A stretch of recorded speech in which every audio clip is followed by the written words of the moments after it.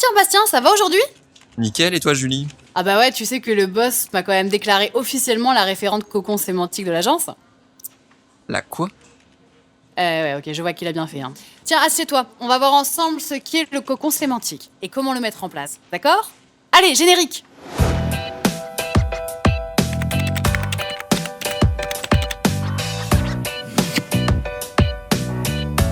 Salut à tous, moi c'est Julie, je suis consultante SEO chez Eskimos, l'agence de référencement naturel. On se retrouve aujourd'hui pour répondre à une question que tous ceux qui s'intéressent de près ou de loin au SEO se sont déjà posées.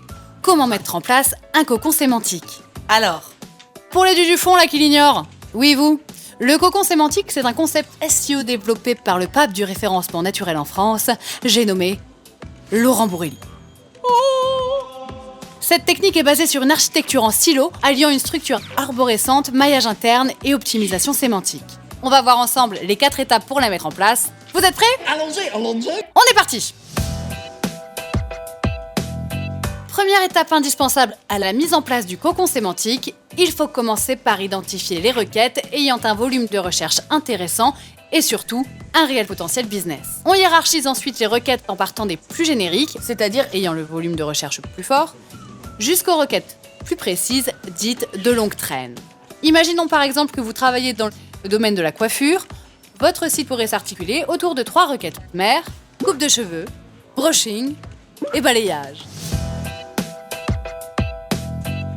Si on parle de cocon sémantique, c'est notamment à cause de son architecture en silo. L'idée du cocon consiste donc à cloisonner les différentes thématiques de votre site pour leur conférer un maximum d'autorité.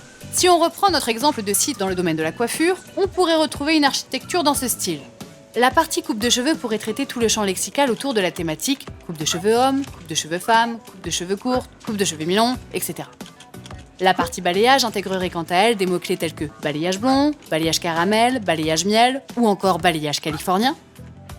Enfin, la partie brushing traiterait les mots-clés brushing bouclé, brushing wavy, brushing ondulé. Pour conférer un maximum de poids sémantique à vos cocons, il faudra mailler les pages issues des mêmes catégories entre elles. Si on prend la partie coupe de cheveux, en exemple, on pourra donc mailler les pages coupe de cheveux homme, coupe de cheveux femme, coupe de cheveux courte, coupe de cheveux mi-long, etc.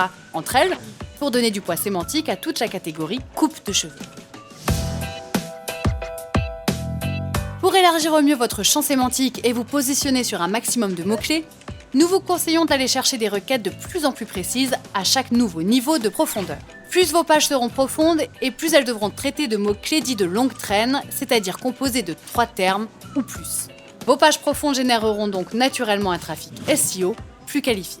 Si on construit ensemble un 3e niveau de profondeur dans notre silo coupe de cheveux, nous aurions donc coupe de cheveux homme mi-long, coupe de cheveux femme visage rond, coupe de cheveux courte femme 2019.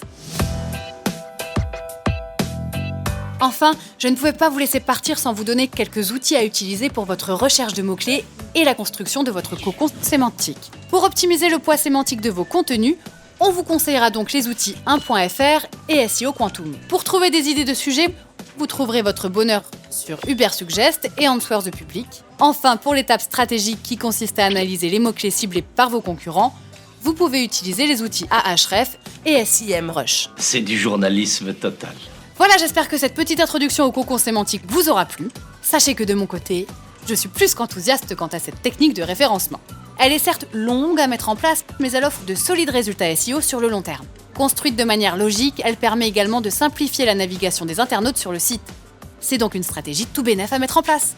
Comme d'habitude, n'hésitez pas à partager avec nous votre expérience sur le cocon sémantique et à poser vos questions en commentaire. N'oubliez pas de mettre un pouce bleu si vous likez et de vous abonner si ce n'est pas déjà fait.